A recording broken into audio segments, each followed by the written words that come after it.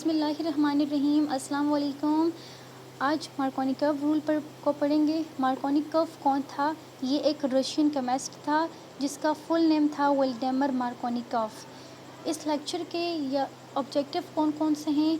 तो इसका पहला पॉइंट है कि हम जानेंगे कि मार्कोनिकॉव रूल किसे कहते हैं और इसका स्टेटमेंट क्या है। दूसरा, ये किन मॉलिक्यूल के ऊपर अप्लाई होता है। तीसरा, ये क्यों अहम है जानना। चौथा, ये किस मैकेनिज़्म के तहत ख़ुद को ऐड करवाता है, यानी वो एग्ज़ाम्पल जिसको आज हम इस लेक्चर में पढ़ेंगे। सबसे पहले मार्कोनिकॉव रूल स्टेटमेंट।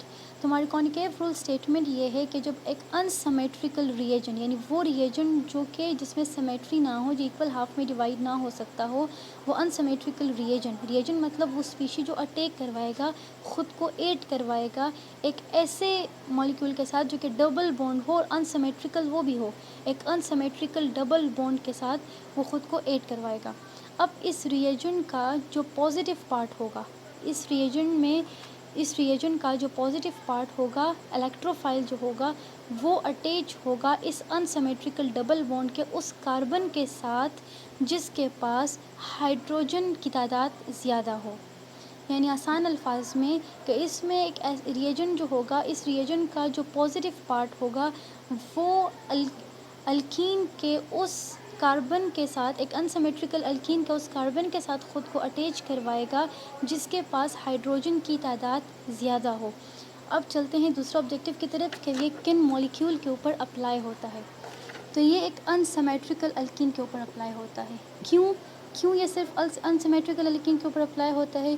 क्योंकि जो अगर सिमेट्रिकल अल्कीन क्या होता है, सिमेट्रिकल अल्कीन जिसमें सिमेट्री हो, बराबरी हो, यहाँ देखो 2 हाइड्रोजन है, यहाँ भी 2 हाइड्रोजन है, यहाँ कार्बन है, यहाँ कार्बन है, तो अगर देखिए इसमें सिमेट्री पाई जा रही है तो जो रिएजेंट होगा अटैक करने वाला, तो वो तो अनसिमेट्रिकल है। इसके पास इसका जो इलेक्ट्रोफाइल होगा, हाइड्रोजन जो पॉजिटिव पार्ट होगा, वो इसके साथ अटैच हो या वो इसके साथ अटैच हो, कोई फ़र्क नहीं पड़ने वाला, क्योंकि इस रूल के तहत वो उस कार्बन के साथ ख़ुद को अटैच करवाएगा जिसके पास हाइड्रोजन की तादाद ज़्यादा है, लेकिन इसमें हाइड्रोजन की तादाद बराबर है, तो वो यहाँ अटैच हो या वो यहाँ अटैच हो, कोई फ़र्क नहीं पड़ता।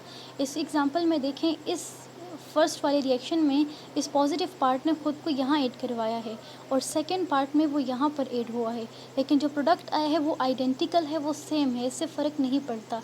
इसीलिए सिमेट्रिकल अल्कीन में तो मसला नहीं है, लेकिन अनसिमेट्रिकल अल्कीन के लिए ये रूल आया है कि कैसे हम एक अनसिमेट्रिकल अल्कीन में ऐड करवाएंगे। जैसे इस एग्जांपल को देखें प्रोपीन को, कि यहाँ पे हमारे पास डबल बॉन्ड में कार्बन है। अगर ये रूल ना होता तो हमें कैसे पता चलता कि हम किस कार्बन के साथ अब ऐड करवाएं या इस कार्बन के साथ ऐड करवाएं।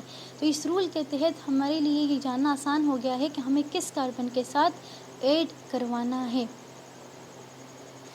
और ये जो मार्कोनिकॉव रूल है, ये एडिशन रिएक्शन में ही फॉलो होता है।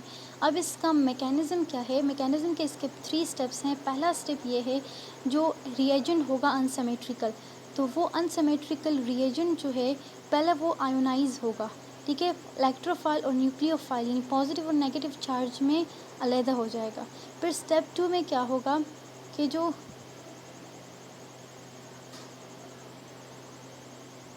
CH3, ये जो प्रोपीन है, पॉजिटिव पार्ट अटैक करेगा, ये उसको इस कार्बन के साथ ख़ुद को अटैच करवाएगा जिसके पास हाइड्रोजन की तादाद ज़्यादा है। अब ये यहाँ पर ऐड हो गया है,